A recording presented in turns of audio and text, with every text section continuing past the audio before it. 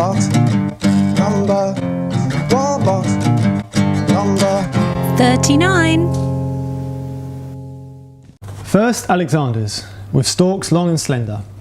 Lush green leaves like parsley over the end there. For aromatic depth, we're using the seeds. Yes, last summer's crops have been dried for our needs. Charlock and wild fennel add to the list. These seeds act as spices, you'll get the gist. Next is crow garlic, the young leaves are smooth, picked out from the grasses by a distinct length of groove. The superior to spinach and ancestor of chard, sea beet is delicious, nutritious, it goes the full yard. Last is black mustard, the leaves adding punch. This completes our wild recipes for your dinner or lunch. Hello, I'm Stephen.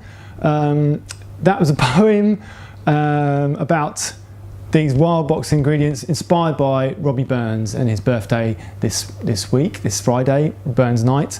You may be celebrating that.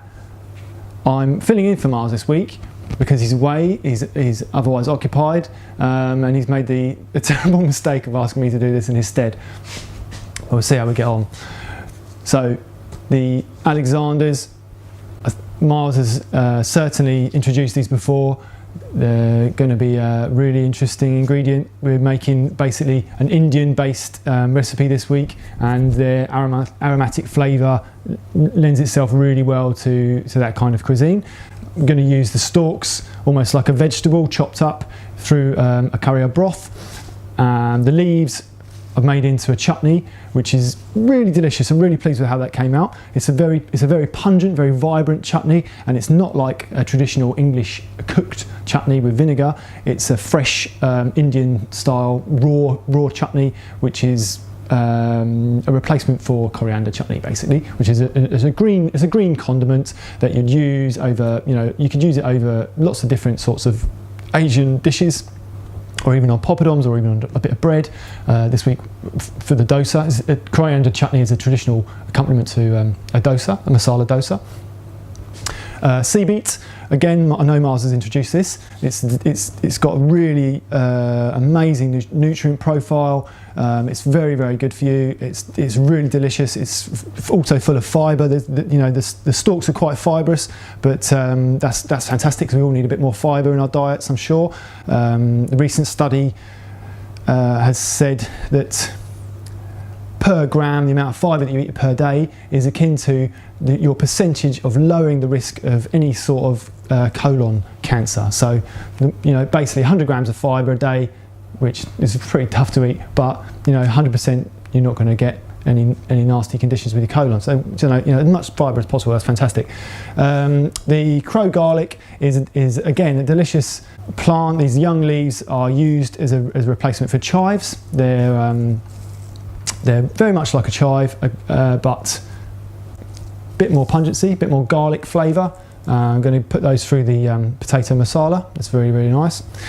Black mustard, again, the leaves really strong and punchy. I really like that. I've got quite a high tolerance to that kind of like spicy flavour of. It's not heat as in chili heat, but it's the kind of mustardy horseradish thing that goes a bit nasal, a bit up into your sinus. Really good for clearing you out. Really good for having a cold or anything like that. So then the seeds, which are really, really nice replacements for the traditional store cupboard that we have, that we might have lots of interesting seeds and spices from all over the world. This time we've got them from our back garden, really, or our countryside garden, which is lovely. Alexander seeds. They're very strong. They're very, very pungent. They're a very distinct black seed pod.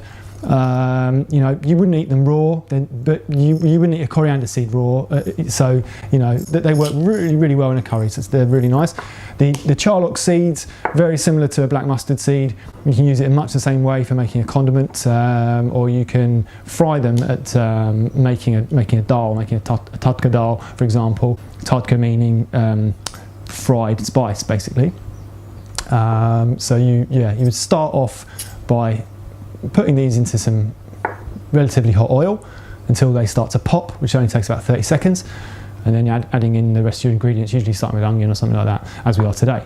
And the wild fennel seeds, again, these are just the direct replacement for fennel seeds that you just find in the supermarket, but they've just got so much more flavour. They're much, they've been dried fresh. The fennel seeds you probably used to buying, no one knows how long they've been hanging around for. These are really sweet, they're really aromatic, and they're delicious and really add depth of flavour we want from our spice cupboard. I really recommend, if you're going to make the curry, I've called it, it's a sambar. It's not really a curry. It's a kind of a broth or a stock or a kind of soup, a kind of a complement to the dosa traditionally. Make that the day before if you can. That will really allow the oils and all the flavours to marry out of these spices and really intensify into the sauce there. So it's really worth doing that. And yeah, the dosa is something that's just delicious. It's a fermented batter. It takes a bit of time, but it's well worth the effort. So yeah, good luck, and hope you enjoy the recipes. Robot number